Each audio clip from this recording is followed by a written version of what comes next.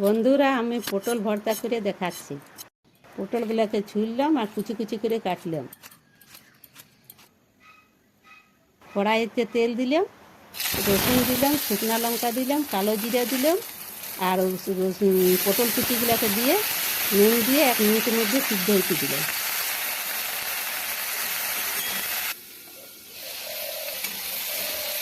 সিদ্ধ হয়ে গেল, এগুলো থালাতে উঠাই নিয়ে বাটি দিলাম। কড়াতে তেল দিলাম, কালো জিরা দিলাম, পেঁয়াজ দিলাম, পটল বাটা দিলাম।